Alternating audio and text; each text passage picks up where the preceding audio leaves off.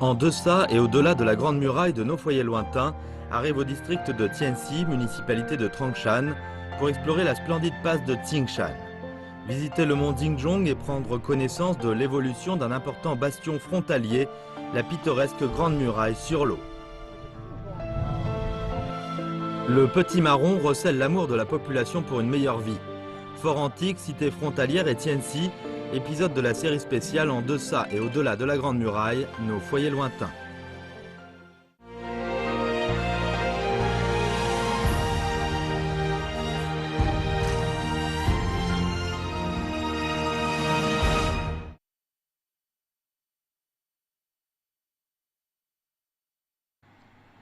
Après avoir quitté la ville de Qinghuangdao, notre équipe de tournage d'En deçà et au-delà de la Grande Muraille de nos foyers lointains se dirige vers la ville de Trongshan, province du Hebei, pour continuer à explorer la Grande Muraille.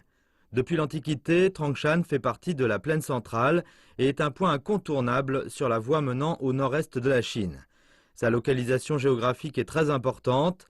La Grande Muraille des Ming, en ces lieux, part du village de Xiao, du district de Tian'an à l'est, et court vers l'ouest en passant par le district de Tianxi pour atteindre Xuanzekro dans le nord-ouest du canton de Dongling de la ville de Zhuzhua, sur une longueur de 221,9 km.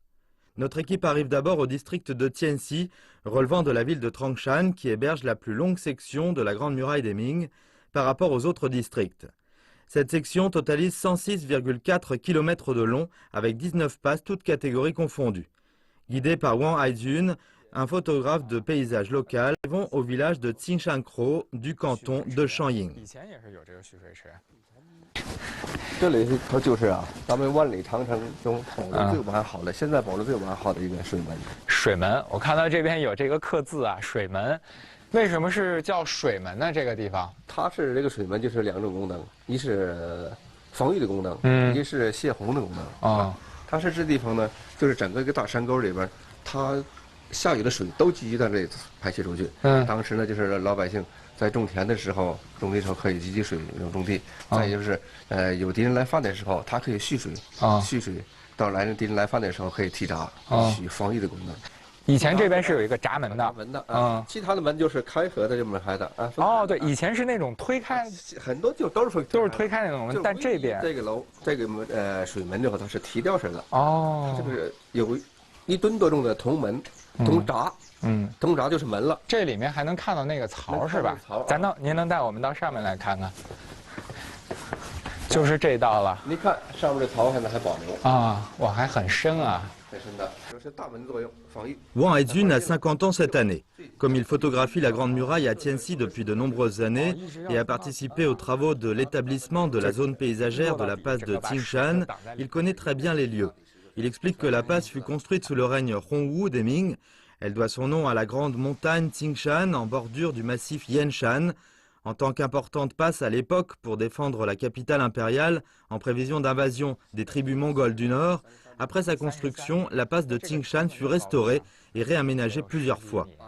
La porte de l'eau fut construite lors de la reconstruction de la passe en l'an 12 du règne Wanli des Ming. Elle prit la falaise comme fondation.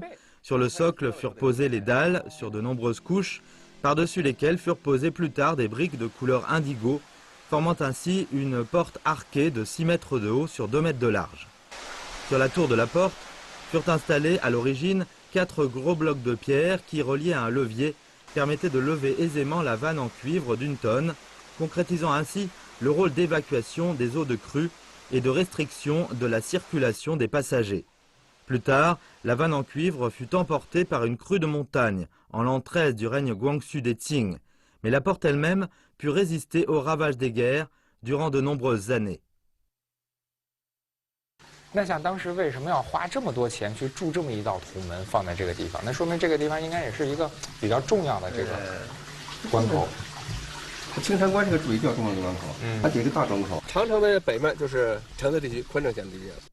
Wang Haijun dit que sous les Ming, la voie que la passe de Tsingshan bloquait menait directement à la steppe Saibei, à l'extérieur de la Grande Muraille, alors que cette voie conduisait directement à Santrunning, siège de la garnison à Dizhou, à l'intérieur de la Grande Muraille. Comme la passe de Tsingshan occupait une position géographique très importante, Chaque fois que des travaux de restauration furent envisagés, beaucoup de moyens humains et matériels furent investis. Mis à part la muraille très haute et très épaisse, des troupes étaient ainsi stationnées en permanence à la passe de Tsingshan. Entrés par la porte de l'eau, nous continuons à grimper et peu de temps après, nous arrivons au fort antique de la passe où les troupes étaient en garnison. Ce fort est aussi l'unique édifice datant des Ming conservé dans son intégralité. 现在我们走到这儿就已经是进到古堡里面来了，对吧？那就是以前的这个古城。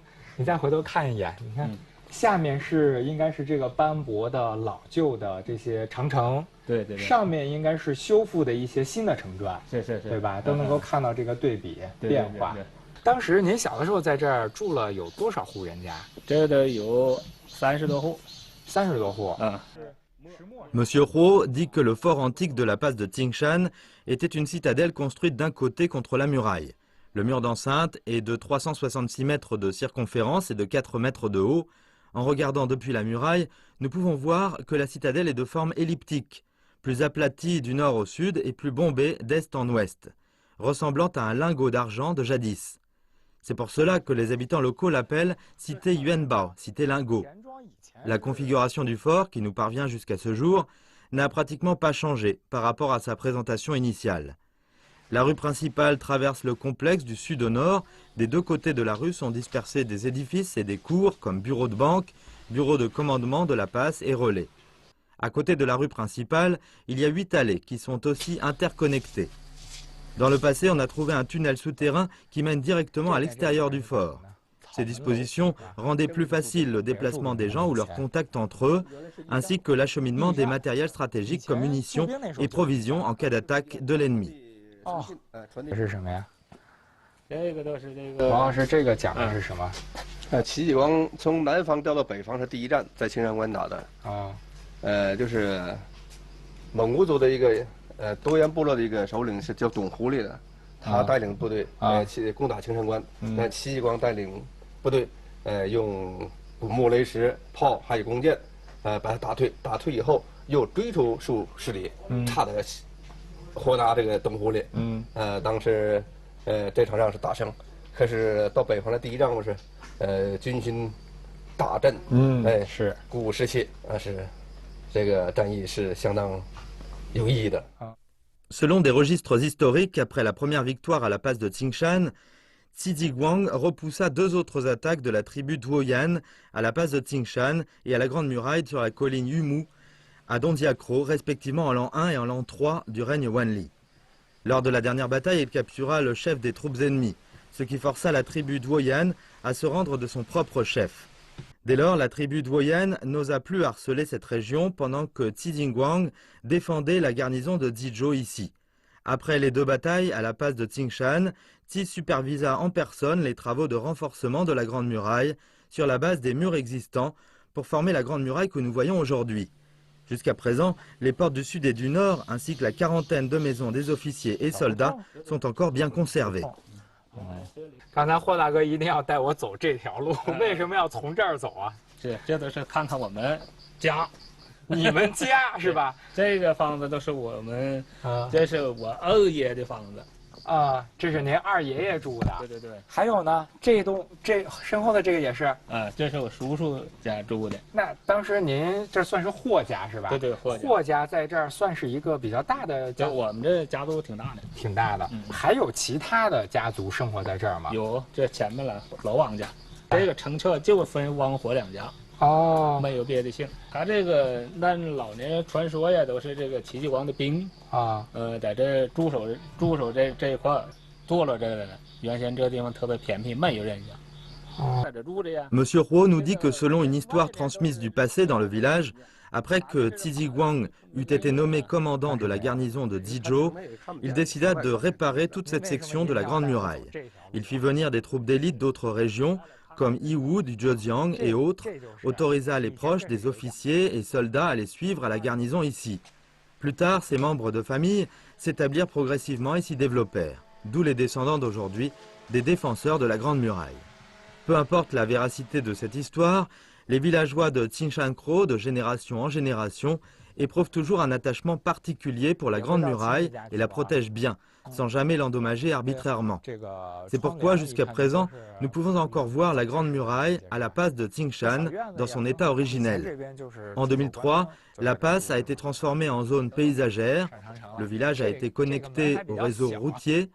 Beaucoup de villageois ont ainsi pu améliorer leurs conditions de vie grâce au tourisme. 在这儿已经能够看到一个这个长城的走势了，就是沿着这个山脊呀，上面就是最高峰的了。从月亮城就是往董家口那边延伸了。Selon l'explication de Wang Haijun, le tracé de la Grande Muraille dépend non seulement des facteurs comme la puissance des armées des Ming et Mongols à l'intérieur et à l'extérieur de la Grande Muraille, mais il est aussi lié à la topographie des montagnes et à la distribution des vallées. Différente de la plupart des sections de la Grande Muraille à la garnison de Dizhou, qui sont dans la direction est-ouest, cette section connectée au fort de la passe de Tsingshan forme un coude en s'orientant du nord-ouest au sud-est sous la forme du caractère Zi, Zi signifiant plusieurs. La passe de Tsingshan est exactement située à la partie basse de l'angle droit supérieur du caractère Zi.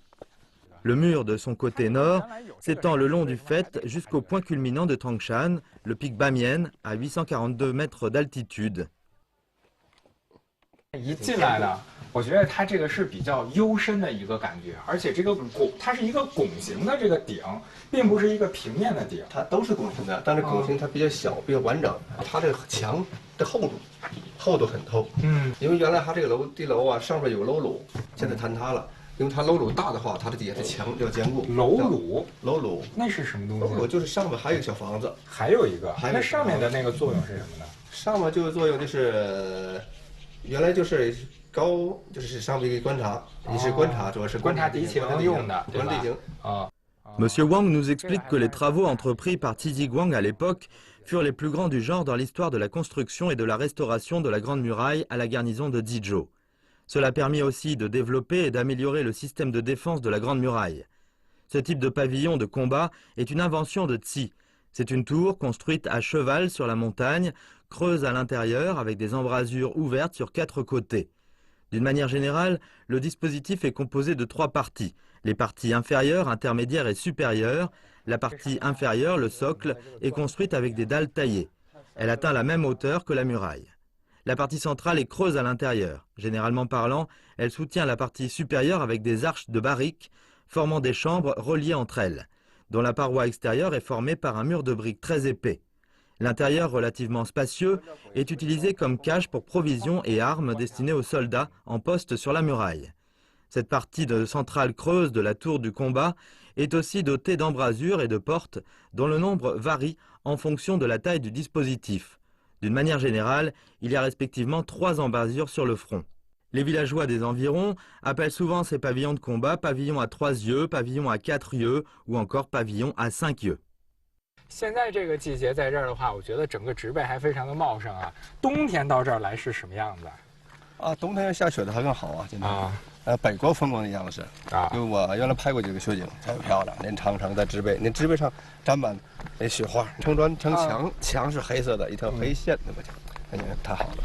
那就是黑与白的艺术，在这个冬天还能够体现的是淋漓尽致了。对对对。那您个人觉得是这个春夏秋冬，您个人喜欢哪个季节到这个地方来？这样说，春夏秋冬都有景，四季都有变化。在我通过摄影还有现在的体会来说，这长城总是说不完的话题和拍不完的主题。Wang Haijun explique que si la Grande Muraille est un thème qui le passionne toujours dans sa création artistique, ce n'est pas uniquement parce qu'il vit à Tianxi, disposant d'avantages naturels exceptionnellement favorables quand il prend des photos de la Grande Muraille. Mais ce qui est plus important est que chaque fois qu'il grimpe pour prendre des photos, il peut avoir de nouvelles idées et obtenir de nouveaux acquis à travers cet esprit tenace et positif dans la longue histoire de la Grande Muraille. Et il se sent fier de pouvoir vivre au pied de cette muraille. Devenu photographe depuis une trentaine d'années, il a pris plus de 10 000 photos de la Grande Muraille à Tianxi. Certaines d'entre elles ont même gagné des prix au niveau national. Maintenant, il espère qu'à travers ces photos, la Grande Muraille à Tianxi sera mieux connue et protégée. Au bout de 2 heures de grimpée et de marche, nous atteignons finalement le sommet. 看我们身后的这座敌楼，这已经是我们这次能够登上的最高的一个位置，能够看到在山上最高的一座敌楼了，是吗？这就是所谓的月亮城，它修在唐山市最高的峰，叫八脉峰的旁边，它也就是代表的是唐山地区最高的敌楼，最高敌楼，因为它修建在最高处，在有月亮的时候啊，晚上人在里面，就仿佛在月宫中一样，就是满天的星斗，满楼的月光，就仿佛在月宫仙境一样，所以把它称为月亮楼、月亮城。如果从这个版图上来看的话，这一座敌楼可能就已经是在这个东北方向最把角的这座，这就是骑楼了。对，唐山的是最北部，最东北部就是在我们的北侧就是宽城县，就是宽城县，在承德地区，承德。所以这座敌楼应该说它也是处在一个特殊的这个地理位置上，对吧？它是个交汇点。La tour de la Lune est un pavillon de combat creux que les habitants locaux appellent pavillon à 4 yeux. Étant située sur le sommet, elle reste très bien conservée jusqu'à ce jour, à part l'impact de l'érosion naturelle. À partir d'ici, la Grande Muraille profite du profil escarpé du sommet Bamienne pour former la ligne de défense. Aucun mur ne fut construit sur une longueur d'une dizaine de lits, un lit vaut 0,5 km, dans cette direction est-ouest. Seulement à l'intervalle de quelques centaines de mètres, un pavillon de combat ou une plateforme furent disposés pour faciliter les rondes des soldats et le stockage du matériel. Aujourd'hui, le pavillon de la Lune a perdu il y a longtemps son rôle de tour de guet et est devenu un site paysager fréquenté par les touristes. Explorer les changements intervenus au bastion frontalier sur le mont Jinzhong. Appréhender la richesse de la culture de la Grande Muraille. Fort antique, cité frontalière et Tianxi, épisode de la série en deçà et au-delà de la Grande Muraille. Après avoir quitté la passe de Qingshan, notre équipe de tournage se rend au bourg de Santruying dans le district de Tianxi. Il est situé à 12,5 km au nord-ouest du chef-lieu du district et à environ 25 km de la plus proche section de la Grande Muraille. Il fut le siège du commandement de la garnison de Zizhou, en charge de la défense de la Grande Muraille durant la dynastie Ming.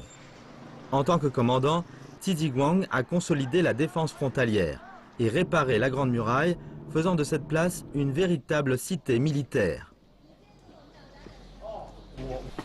在这边的话，这个景东山是有多少年的历史了？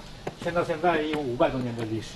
最早呢建于明嘉靖年间，后来呢这个明天顺年间呢，这个继任总府啊移驻三屯营的时候，这景山都开始兴盛了。当时呢这个继任总兵啊，都把这个山上的这个庙宇建筑进行修复，建了3宗祠，供奉着诸葛亮、岳飞、文天祥这3位爱国忠臣，作为呢一种教育那个叫教育士兵的那个英勇杀敌的这么一个场所啊。每逢初一、15到山上进香朝拜这个营练啊。为啥叫景东山呢？就是其景仰忠义之意。Wang Huaman explique que le mont Jinzhong de 610 mètres d'altitude est réputé comme célèbre montagne religieuse à l'est de Beijing. À partir de la dynastie Song, des taoïstes commencèrent à pratiquer la quête de l'immortalité dans la montagne Jinzhong. Vers la fin de la dynastie Ming, un groupe d'officiers transfrontaliers, ayant à sa tête le héros national Ziziguang, réparèrent des temples et construisirent le sanctuaire des 3 loyalistes, ici pour exprimer leurs aspirations et faire valoir la pensée confucéenne de la gouvernance de l'État. Sous la dynastie Qing, les empereurs Shunzhe, Kangxi et Qianlong se rendirent successivement au pèlerinage pour prier Bouddha. Pratiquer la divination et construire des temples dans la montagne. Le bouddhisme commença ainsi à prospérer. 咱们到山门呢，眼瞅着到了一道茶棚了。一道茶棚，这是个什么地方？一道茶棚啊，过去是供香客们呢饮茶之所啊。过去香客们上山进香以后啊，和尚都备了一些禅茶进行招待这些香客啊。拿起这个茶来啊，还与戚继光有点渊源。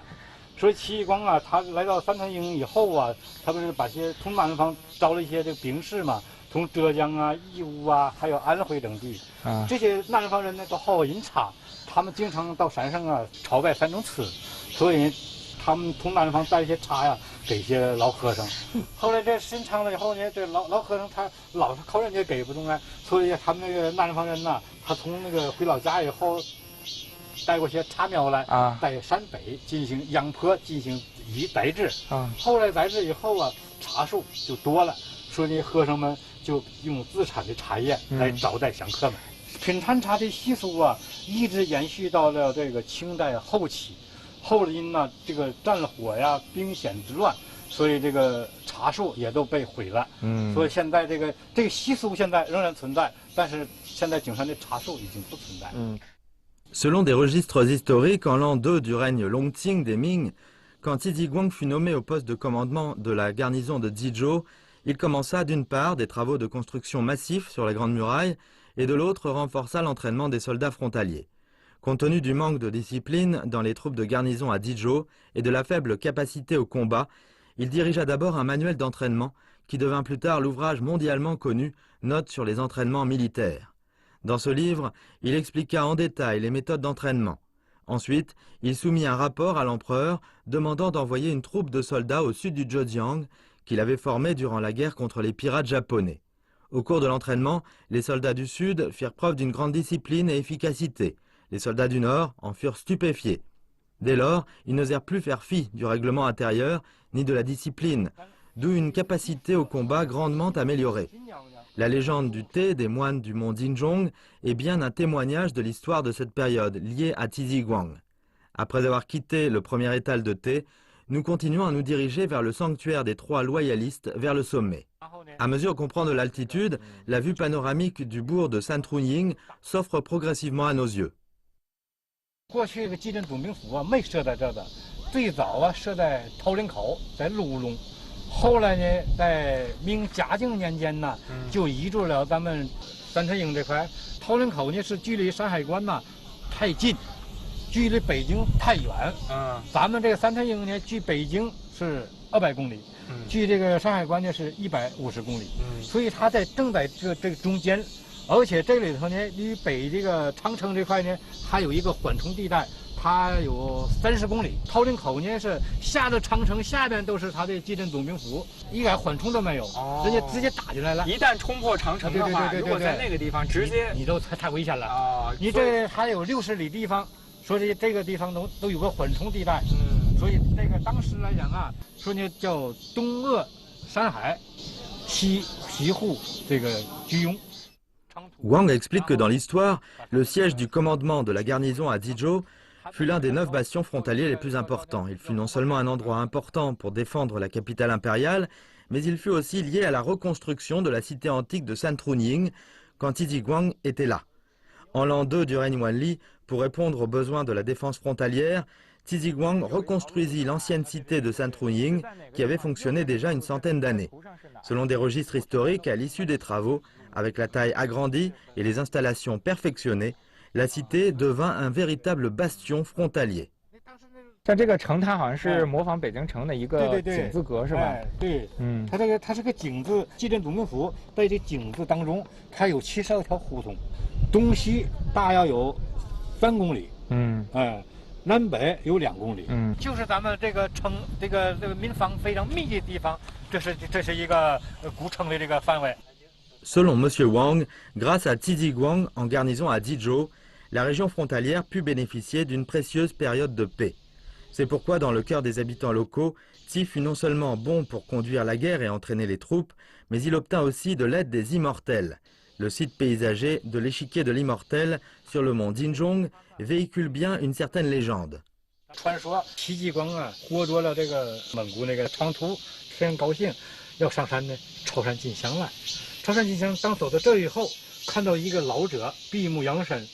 后来戚继光到这以后呢，就问这老者刻苦对弈，这老者都跟他对弈，他们两个都是下棋，下了半天，然后也不分胜负，基本是和局。这个先人说嘛，还是当是和为贵吧。别人说这是8千里的张国老。 就是呢，戚继光和张光老对弈。这个棋盘，我觉得刚才我看了一下，好像和我们现在的棋盘有点区别。你看什么区别？没有楚河汉界，是不是？对喽，这都是他的这个先人的高明之处啊。为什么没有楚河汉界？这样的话呢，这个有楚河汉界了，说明有你我之分了。当时这戚继光啊，听到张国老这话以后，受了很大的启发，他是和为贵。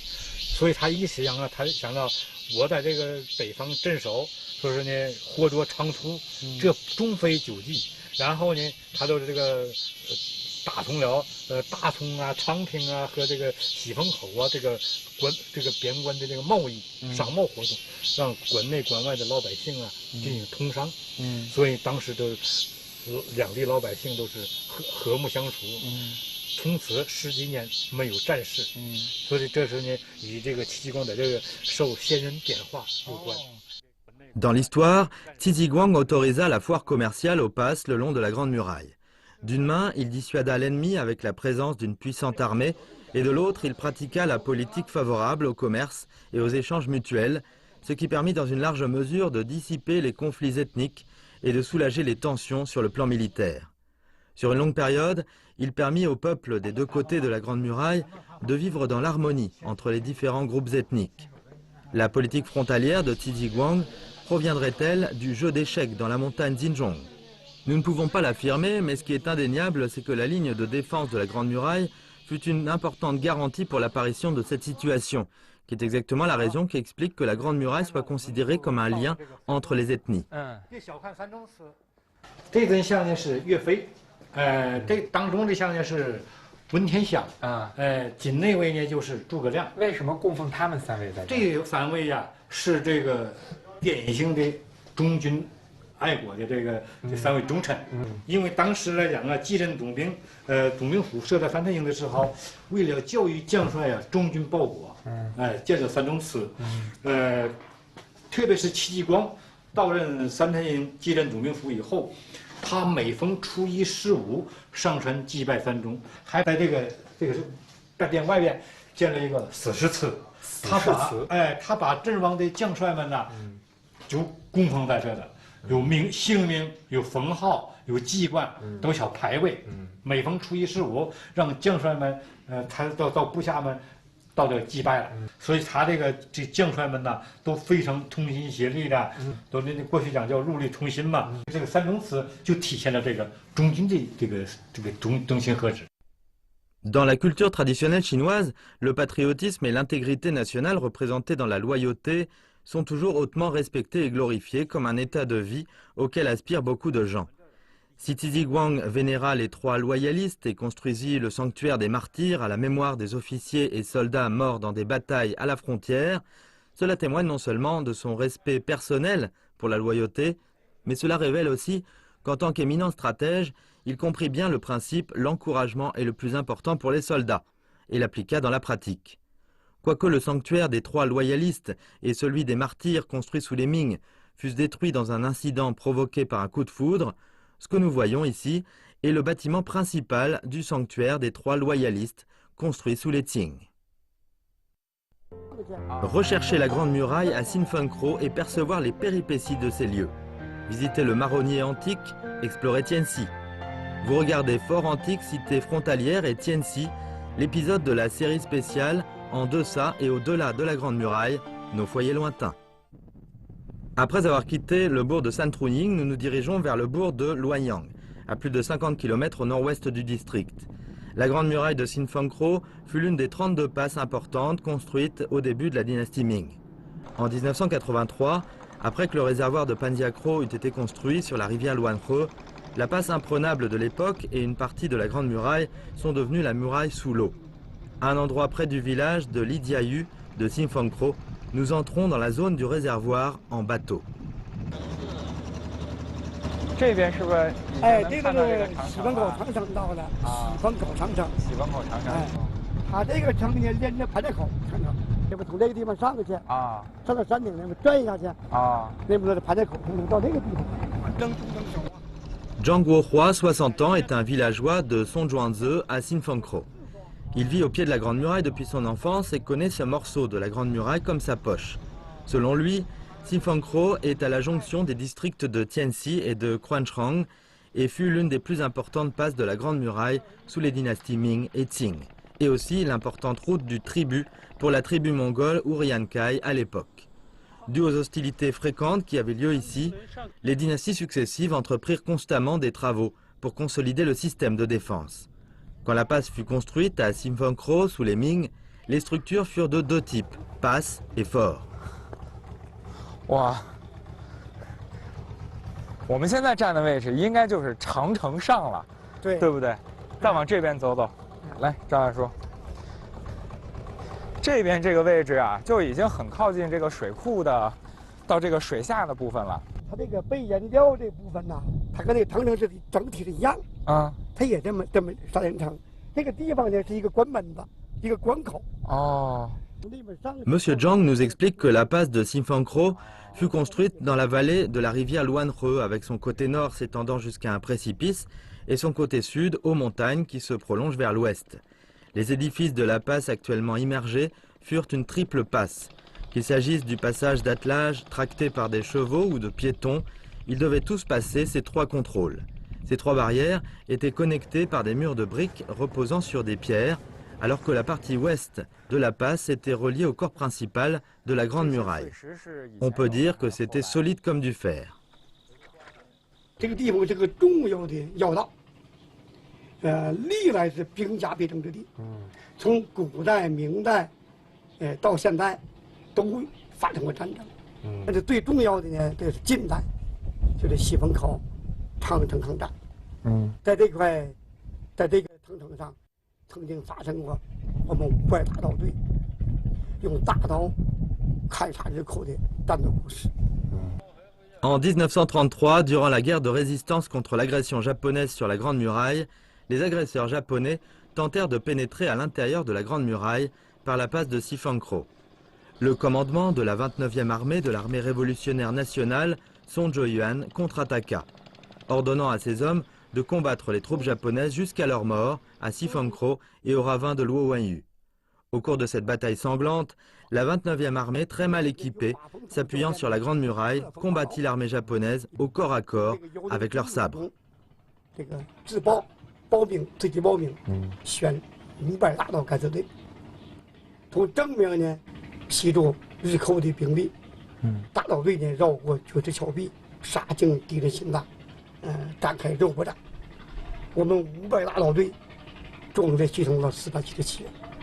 只生还了53人，但他们砍杀鬼子这一战，伤亡鬼子达到1000余人。这个西门口战役呢，还大大的鼓舞了我们抗战的斗志。La victoire dans la bataille de Sifankro fut la première du genre pour la Chine après l'incident du 18 septembre.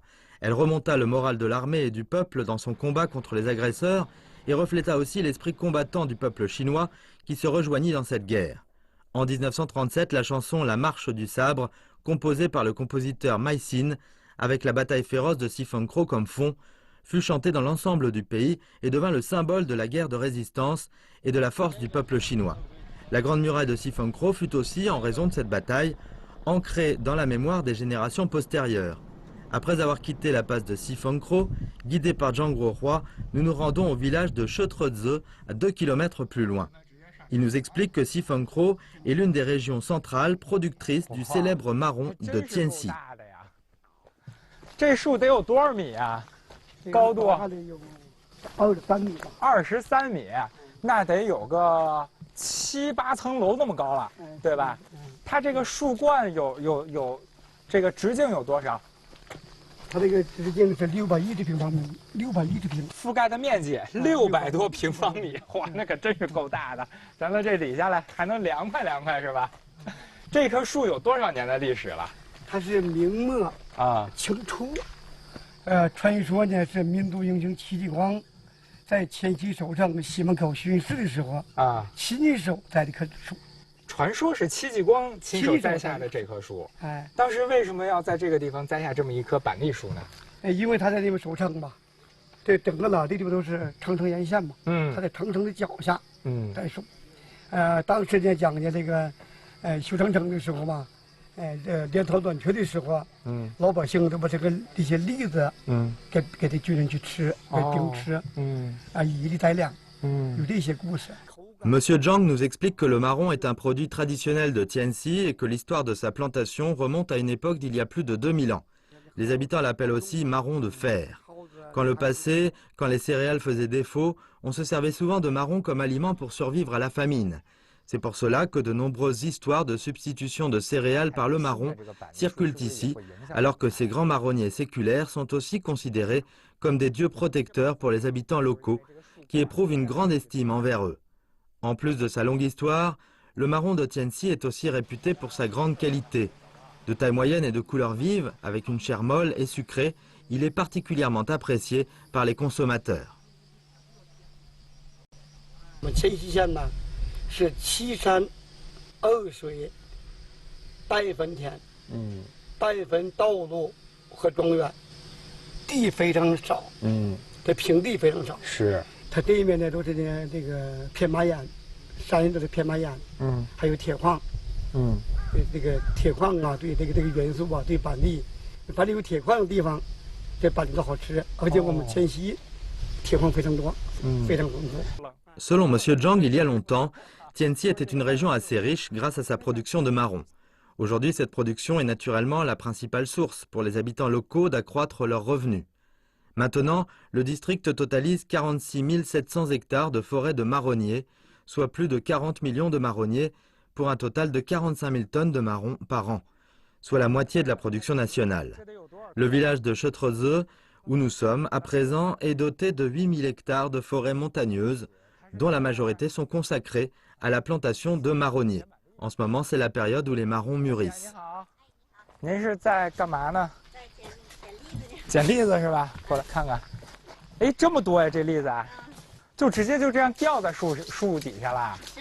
哦，这像这一个还得多长时间才能成熟？ 明天差不多，明天都是全开了，该掉了。再要1天就能开了。那像这种，你们不会把它打开，然后把它拿出来吗？不会，都是让它自然的那个啥，都是你这样的板栗那个好成熟，都是不轻打的是。哦，轻打是什么意思？就是像这样的，把它打下都是轻打的。还是青颜色的。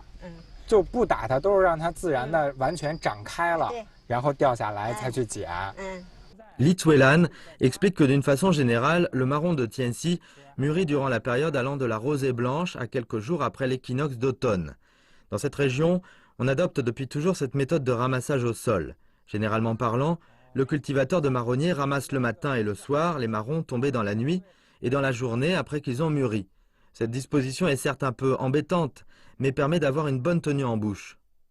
板栗树它几年就能这个结果子？ 它把那个栽上以后，超不过2年、3年这样的，都是可以下接，接上第2年都可以这个整果。第2年就能结果子了。第2年能结果。那这片的这个板栗树是哪年种的？88年、89年这样的这个种的。一年能收多少斤板栗？是4000上斤吧。 Li Zuelan nous explique que le village de Chetreze où elle habite ne diffère pas des autres villages situés au pied de la muraille à Tianxi. Étant donné le nombre de montagnes et le peu de terres arables, les habitants menaient une vie assez difficile. Mais avec l'amélioration du niveau de vie de la population, et maintenant les marrons de Tianxi étant un produit best-seller, la dizaine de marronniers de sa famille légués des ancêtres sont devenus une fortune que beaucoup de gens leur envient. Maintenant, parmi les 180 foyers que compte le village, la plupart ont planté des marronniers. Cette activité rapporte en moyenne plus de 5 000 yuan par personne et par an. Il y a quelques années, avec l'essor du tourisme autour de la Grande Muraille, la famille de Madame Li a ouvert un restaurant de marrons qui reçoit les touristes. 别人都看吧，这长城是吧？怎么壮观雄伟？实际我心里呢，我倒是没那感，没那么在这个生活没那么太大的感觉。但是有别人破坏长城，绝对是心里是那啥的时候，绝对是制止不让他们去破坏。因为这长城是我们的历史留下来的，先辈人留下来的。有别人破坏啥，肯定是要那啥的，是制止的，你知道吧？ La diligence et l'optimisme, de même que la satisfaction et les aspirations à une meilleure vie de Madame Li, montrent bien l'amour que les habitants locaux ont pour la vie. Nous espérons sincèrement qu'ils pourront mener une vie heureuse et pour toujours.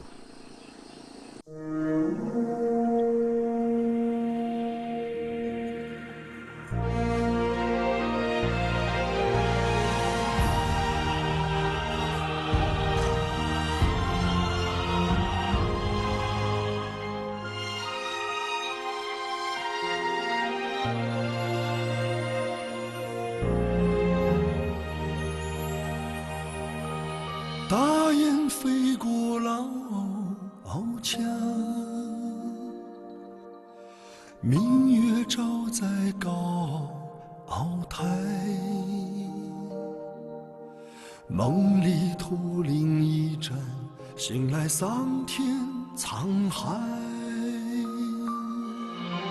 谁还在挑灯放映？将家书托于邮差。谁在吟唱那首出塞？一腔血始终澎湃，期盼我长风万里，无钱在平泽节拍，一放青砖，一曲婉约的词态。期盼我壮志豪迈，问明天此情可待。山河如画，水云间。